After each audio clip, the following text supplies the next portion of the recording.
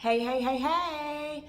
Welcome to the Phillips fan baby journey. I am Phillips. For anybody that is brand new, but don't stay a stranger, go ahead and join the crew. Join the fam by hitting that subscribe button and that notification bell so that you know when we drop in new videos.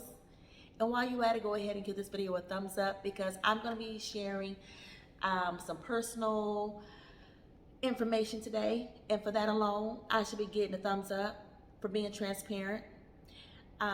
The goal of my channel is pretty much just kind of let people know that they're not alone in whatever journey they may be going through. So I share my IVF journey, and now I am sharing the fact that my son possibly may need a helmet.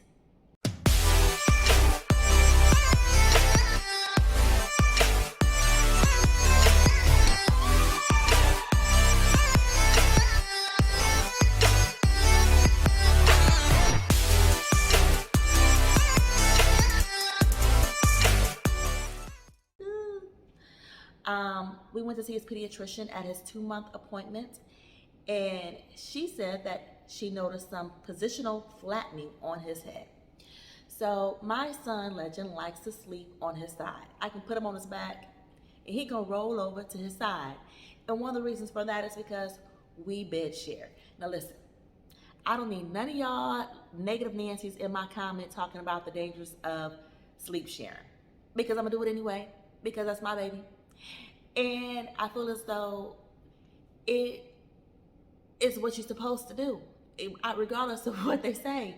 I mean, I get a better night's sleep. He gets a better night's sleep because he's a breastfeeding baby. I don't have to get out the bed to make no bottles in the middle of the night to go check on nobody because he's right there. It's convenient. And so when he's hungry, plop, we just, we get him together and we fall back to sleep together. So because of that, he typically lays on one side of his head. So when we went to his 2-month appointment, on the side that he lays on, the doctor noticed that it was, maybe looking a little flat and was making his forehead protrude a little bit. And I'm like, I don't see none of that. But the fact that you're saying that he may have plagiocephaly, now, I hope I said that correctly because it's a big, long word. I'm going to put it on the screen so that y'all can see, what it is I'm talking about. But I'm not trying to make anybody feel bad if they have a child that's in a helmet. I didn't want my baby in a helmet. I don't want my baby in a helmet, but if that's the best thing for him, we're gonna have to put this baby in a helmet. But like I said, we went to the 2-month appointment, and she stated, since he's always sleeping on that one side, like he wasn't giving his, neck a full range of motion, which could also cause a condition called torticollis. And so that basically was making his neck muscles tight. And that, I would possibly have to massage his little neck muscles and do stretches and all this other crazy stuff. And I'm like, after all the time to get these babies, I'm trying to have it on easy street. I'm not trying to have to do all this extra stuff. So me and my husband changed sides of the bed so that he would start sleeping on the other side. And I was hoping that that would help, fix any positional flattening that he was having because he was no longer on that side, and also fix, him not, turning his head the full range of motion as well, because he got to if he want to eat. So we did that for a month. But then I noticed on that side that he was sleeping on the new side, that there was kind of an indentation in the top of his head. Nothing that was like super noticeable to the naked eye, because I, show my husband, he's all like, what are you talking about? But, eventually, he was able to notice what I was noticing.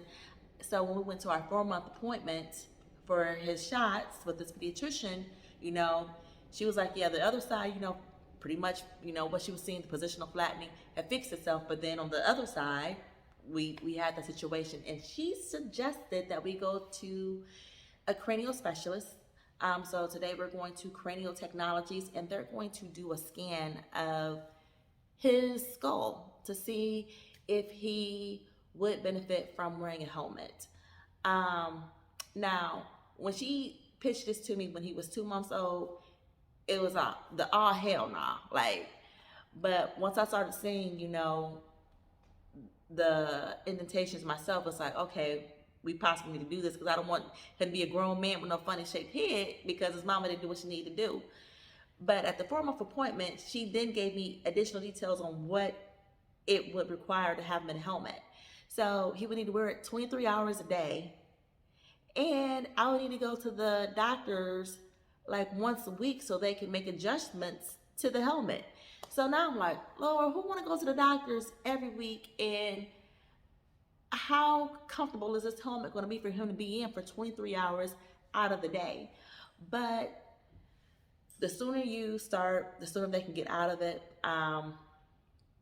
But today we're going to go to the doctors. I'm going to take y'all along so y'all can see kind of how that process goes, and also let you know the results to see if my baby going to be in a helmet or not. Y'all pray that it's the nah. We have arrived at the doctor's office.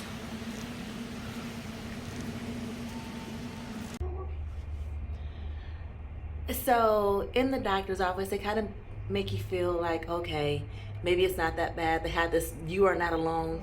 Nearly 50% of infants have some degree of deformational plagiocephaly, brachiocephaly. So we are not alone here, but hopefully, you know, we don't need this helmet, but we're gonna find out. The first thing they do is take some photos of the baby's head.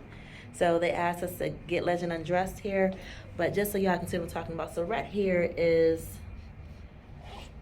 the section that is a little flat. A lot of times they can also diagnose it by how it looks from the top of the head. You ready in here? Yep. 3, good job. You got it. Look at that, show mama. Aww. Look at that. Look at my baby bank robber. Yes. You're no criminal. Getting you ready for a wig. You won't be bald for long. Yes. All right, Dad. And then I just need you to hold his arms down by his sides. Yep, just like that. All right, buddy. I know you feel a little weird. Okay. Legend. Ready? There you go. Up, up, up, up. Good job, buddy. Good job. Is it good go? We'll do one more photo. Crazy. One more time. Here we go. Legend. Good job. I'm going to turn him gray as well. Don't pay attention to size. I can manipulate that. Okay. So from here, what we like to see is fairly even across the top of the head. I can see here he's a little bit more prominent here on the right-hand side. And then we have some unleveling here on the left-hand side. Typically, we see that on the side where he's most flatter, just because everything gets pushed forward. The head normally grows circumferentially. If there's anything preventing it from doing that, like if you did have a neck preference or a positional preference, everything will take the path least resistantly and push forward. Okay, so instead of growing circumferentially, it will just grow the path least resistance. Okay. Okay, so here, what we like to see is good posterior length and rounding to the back of the head. Through here, longest point of the head should be at the back, fairly even across the top. On that right hand side, he has a lot of length. So this side looks really, really good. To the right. Around to the left.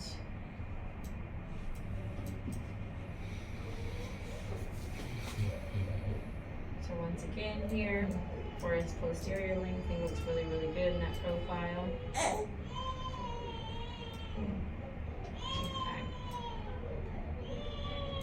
So from here, what we like to see, the head is 1/3 longer than it is wide, so fairly good proportions. Good symmetry through the back of the head as well as the front.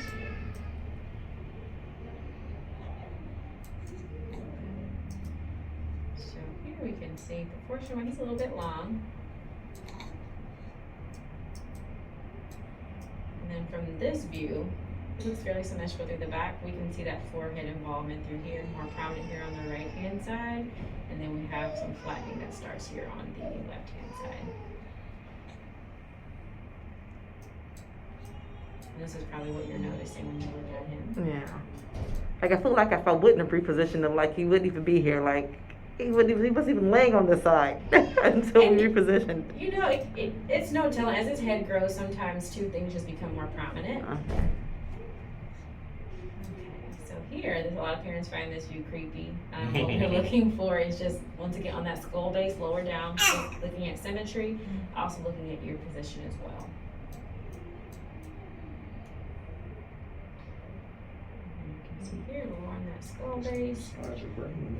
Looks fairly nice across the back, a little bit of flattening laterally through here, and almost looks like some indenting. Usually anytime we see indenting, that's indicative of positioning in utero, because that's just the way the head grew. So if he was up against a rib or up against a pelvis, something like that, the skull will just form adhering to that. And then ears look very symmetrical. And lastly, I'll take another look at that forehead. So we like to see that the head is fairly symmetrical. Up top, you can see even this baby, we all have mild asymmetry, so I like to note that as well. What we're looking for when asymmetries are significant and they begin to impact function.